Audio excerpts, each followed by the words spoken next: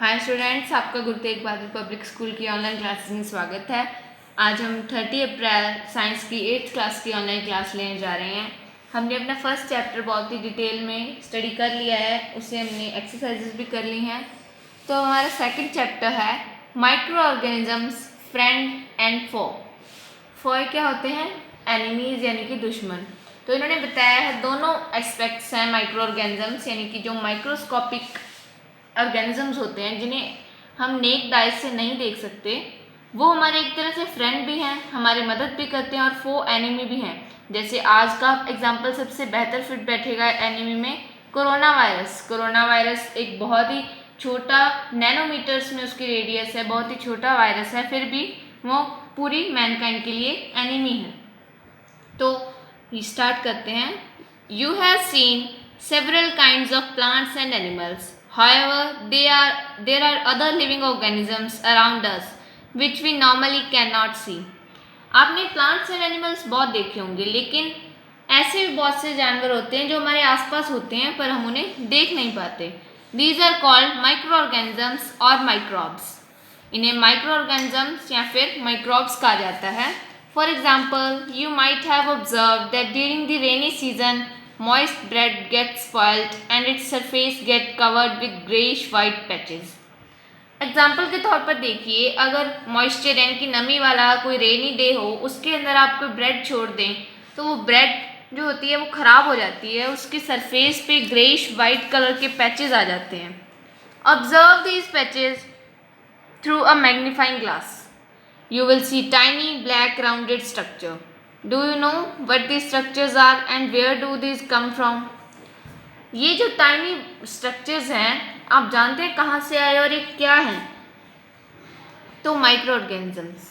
Collect some moist soil from field in a beaker and add water to it. After the soil particles have settled down, observe a drop of water from the beaker under a microscope. उन्होंने कहा कोई भी नमी वाली मिट्टी लीजिए, उसे एक पानी में मिला लीजिए और पानी में जब वो मिट्टी बैठ जाए अच्छे से तो ऊपर से पानी की एक बूंद को टेस्ट ट्यूब में लीजिए और माइक्रो ऑर्गेनिज्म के नीचे स्टडी कीजिए। Take a few drops of water from a pond, spread it on a glass slide and observe through a microscope. अब एक साफ पानी के तालाब से वाटर लीजिए और उसको ऑब्जर्व कीजिए। Do you find tiny organisms moving around? क्या आपको कोई छोटे छोटे से ऑर्गेनिजम्स दिखे जो इधर उधर घूम रहे हैं? These observations show that water and soil are full of tiny organisms, though not all of them fall into the category of microbes. अब इससे हमें ये पता चलता है कि वाटर और सॉइल में बहुत से माइक्रोब्स ऑर्गेनिजम्स होते हैं छोटे छोटे, लेकिन वो सभी के सभी माइक्रो ऑर्गेनिजम्स नहीं होते, क्योंकि माइक्रो ऑर्गेनिज्म जो हम किसी चीज़ को कहते हैं उसके लिए उसकी कुछ प्रॉपर्टीज सेटिस्फाई करना जरूरी है। These microorganisms or microbes are so small in size that they cannot be seen with the unaided eye. Unaided मतलब किसी इक्विपमेंट के बिना अगर हम आँख से देखें तो हमें नहीं दिखेंगे। Some of these, such as the fungus that grows on bread, can be seen with a magnifying glass. Others cannot be seen without the help of a microscope. अब इसमें से जो ब्रेड पर था उसे तो हमने मैग्नीफाइंग ग्लास से देख लिया, लेकिन जो दूसरे छोटे ऑर्गेनिजम्स हैं उन्हें हम माइक्रोस्कोप के बिना नहीं देख सकते। That is why these are called micro organisms और माइक्रोब्स।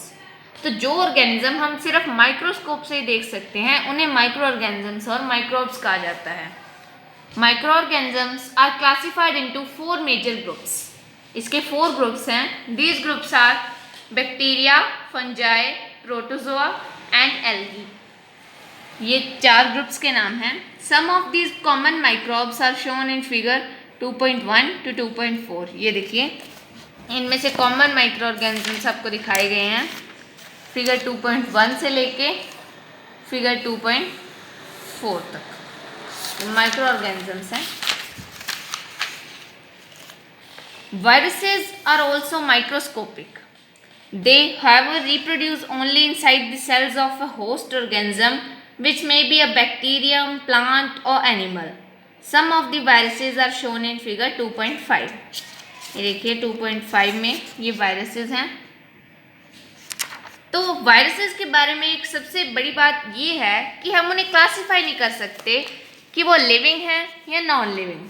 वो माइक्रोस्कोपिक तो होते हैं, लेकिन वो तभी मल्टीप्लाई कर सकते हैं जब वो किसी और एनिमल की सेल के अंदर हों, या तो वो बैक्टीरिया के अंदर सेल के अंदर हों, प्लांट के अंदर हों या एनिमल के अंदर हों, वो तभी रिप्रोड्यूस कर सकते हैं। तो एक तरह से हम कह सकते हैं जो वायरसेस हैं वो काफ़ी मिस्टीरियस हैं। अगर वो किसी बाहरी सरफेस पे, मान लीजिए इस बुक पे कोई भी छोटा सा वायरस है, तो वो एक तरह से नॉन लिविंग है। लेकिन अगर वो किसी चीज़ लिविंग थिंग के अंदर चला जाता है, मान लीजिए वो मेरे अंदर चला जाता है, तो वो लिविंग बन जाएगा। तो इसलिए वायरस को ना तो हम नॉन लिविंग कह सकते हैं ना living. Common ailments like cold, influenza and most coughs are called by virus. ज़्यादातर जो कॉमन कोल्ड, बुखार होते हैं, खांसी होती है, वो वायरस ही उसके पीछे जिम्मेदार होता है। Serious diseases like polio and chicken pox are also caused by virus. Virus से पोलियो और चिकन पॉक्स जैसी गंभीर बीमारियां भी होती हैं। Diseases like dysentery and malaria are caused by protozoans, where typhoid and tuberculosis are bacterial diseases. डायसेंट्री और मलेरिया जैसे प्रोटोजोआ से होते हैं। प्रोटोजोआ सिंगल सेल्ड ऑर्गेनिजम्स होते हैं जिनमें सिर्फ एक ही सेल होता है। whereas typhoid and tuberculosis are bacterial, bacteria से होती हैं टाइफॉइड और tuberculosis. You have learned about some of these organisms in classes 6th and 7th। आपने 6th और 7th में ये कुछ माइक्रो ऑर्गेनिजम्स के बारे में पढ़ा है। तो ये देखिए स्पाइरल बैक्टीरिया है, रॉड शेप्ड बैक्टीरिया हैं, और ये एल्गी के कुछ एग्जाम्पल हैं, क्लीमाइडोमोनास, स्पाइरोगायरा। प्रोटोजोआ में अमीबा, पैरामीशियम, और फंजाई में ब्रेड माउल्ड, पेनिसिलियम, एस्परगिलस। ये वायरसेस की स्ट्रक्चर है।